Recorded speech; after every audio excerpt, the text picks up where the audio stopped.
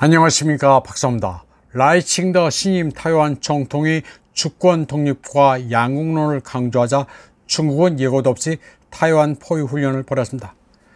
타이완에서 새 정권이 출범했지만 허니문 기간은 없을 것이라는 선언이나 다름없었습니다. 타이완 본섬을 에워싼 5개 레드 지역을 획정하고 강도 높은 군사훈련을 실시했습니다. 특히 이번에는 동부 전구의 사치 지오웨이 킬러 무기가 제2위치에 배치됐다면서 살벌한 위협을 가했습니다. 킬러 무기 6종의 포스터까지 만들었습니다. 그리고 포스터에는 간체자가 아닌 타이완에서 쓰는 번체자를 사용했습니다. 문을 발로 차버리는 신의 무기 젠20, 폭탄 운반 트럭 젠16 아래는 젠펑 칸두, 칼끝이 타이완 독립 세력을 내려다보고 있다는 4글자가 쓰여있습니다. 여기에 두 자는 녹색으로 표시되어 있습니다. 타이완의 민주당 정권이 목표라는 메시지입니다. 최근 중국이 타이완을 포위하는 군사훈련을 벌인 것은 2022년 8월 펠로시가 타이완을 방문했을 때가 대표적입니다. 이후 차잉원이 중남미를 방문하기 위해 미국을 거치면서 하원의장 맥커스를 만났을 때, 라이칭더가 우방국을 방문하면서 2차례 거쳐 미국을 거쳤을 때, 그리고 이번 취임식 이후입니다. 이번에는 낸시 펠로시의 방문 때보다 압박 강도가 훨씬 강합니다. 노란색 네모가 2022년 당시의 훈련 범위고 2024년이 붉은색입니다.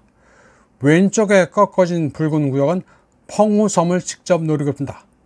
그리고 북쪽의 붉은 구역은 타이베이를 더 넓게 압박합니다.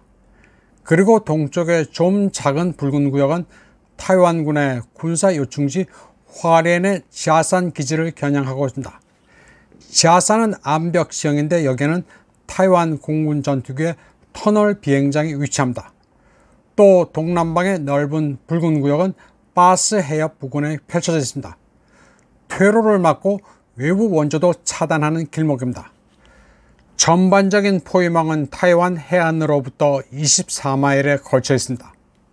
그리고 낸시 펠로시 방문 당시에는 하지 않았던 훈련도 벌였습니다.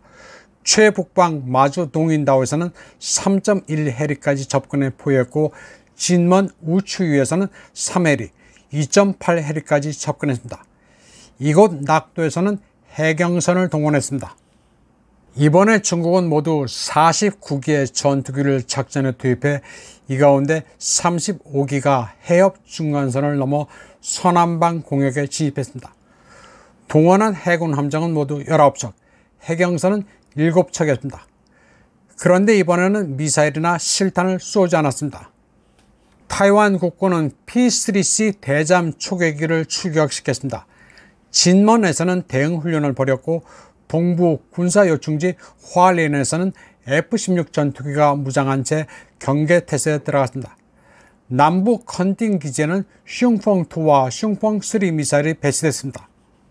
중국의 이번 훈련 명칭은 련허 리젠 얼링 얼스 A입니다. 그런데 여기에 A가 붙은 것은 의미가 있습니다. 앞으로 B, C, D 시리즈로 계속 유사한 훈련이 있을 거란 예고입니다. 즉 타이완을 압박하는 군사훈련이 상시화된다는 것입니다. 또 시진핑이 2023년 12월 29일 국방부장으로 해군 출신 동준을 임명한 것도 의미심장합니다. 마치 이번 군사훈련을 미리 염두에 둔 느낌입니다. 동진 국방부장으로서는 이번 훈련이 중간고사인 셈입니다. 중국 국방대학의 전문가 짱천은 훈련 목표를 설명했습니다. 남부 가오슝항을 눌러 타이완의 대외 무역에 타격을 가고, 동부에서는 3가닥의 생명선을 끊어버리는 게 목적이라고 했습니다.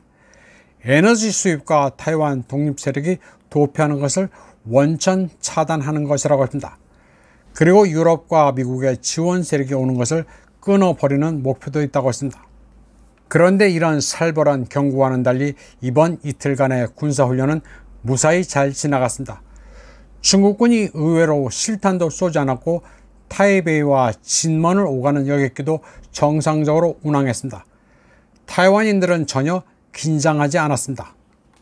설마 전쟁이 벌어지겠느냐며 무덤덤했습니다. 진먼을 찾은 관광객들은 군사훈련을 하든 말든 거의 영향을 받지 않았습니다. 사실 진먼 같은 낙도는 중국이 관광객을 송출하는 지역입니다.